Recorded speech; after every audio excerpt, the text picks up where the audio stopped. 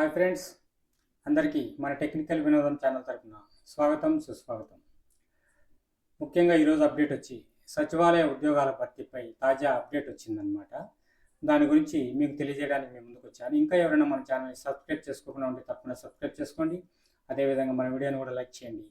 మన వీడియోని లైక్ చేయడం ద్వారా తెలియని వాళ్ళు ఇంకా 10 మంది తెలుసుకునే అవకాశం ఉంటుందన్నమాట.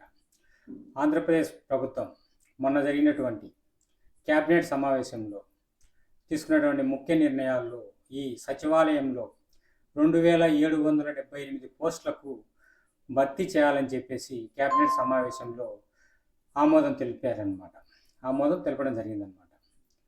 ఈ ఆంధ్రప్రదేశ్ ప్రభుత్వం ముఖ్యంగా చెప్పండి నిరుద్యోగులకు ఇది ఒక శుభవార్త అని చెప్పొచ్చు. ఎందుకంటే మొన్ననే డిఎస్సి అయిపోయింది. డిఎస్సిలో ఇంకా చాలామందికి పోస్టింగ్స్ సంబంధించి చాలామందికి జాబులు రాలేదు. అలాంటి వాళ్ళందరూ కూడా ఈ సచివాలయానికి సంబంధించినటువంటి ఉద్యోగాలకు సంబంధించినటువంటి దీనికి అప్లై చేసుకొని ఎవరన్నా కానీ సంపాదించవచ్చు అనమాట. గవర్నమెంట్ ఉద్యోగం అనేది చాలా సింపుల్గా దొరికే విషయం కాదు కాబట్టి అందువల్ల ఎవరైనా కానీ అర్హులు ఉంటే దీనికి అప్లై చేసుకొని ఎగ్జామ్ రాసేదానికి అవకాశం ఉందన్నమాట.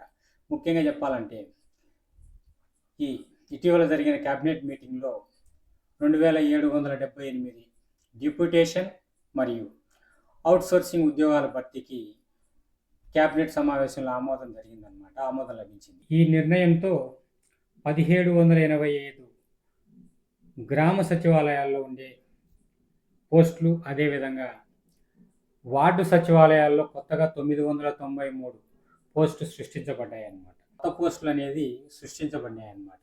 ఈ గ్రామ సచివాలయ ఉద్యోగాలు భర్తీ కావడం వల్ల ప్రభుత్వ పథకాలను ప్రజలకు మరింత వేగంగా చేరువ చేయడానికి కూడా వీలవుతుందనే ఉద్దేశంతో ప్రభుత్వం ఈ ఆలోచన చేసి తీర్మానం జరిపిందనమాట. దీనికి సంబంధించి ఇంకా నోటిఫికేషన్ అనేది విడుదల కాలేదు. నోటిఫికేషన్ అనేది విడుదల అవ్వగానే వెంటనే మనం దాని గురించి కూడా అప్డేట్ ఇస్తాము ఖచ్చితంగా.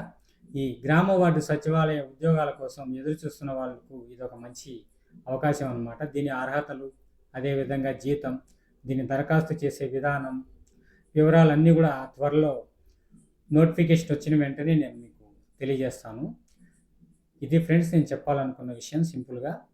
ఇంకా ఎవరైనా మన ఛానల్ని సబ్స్క్రైబ్ చేసుకోకుండా ఉంటే తప్పకుండా సబ్స్క్రైబ్ చేసుకోండి.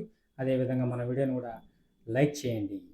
ఎంతవరకు ఓపికగా విన్నందుకు, చూసినందుకు అందరికీ ధన్యవాదాలు ఫ్రెండ్స్.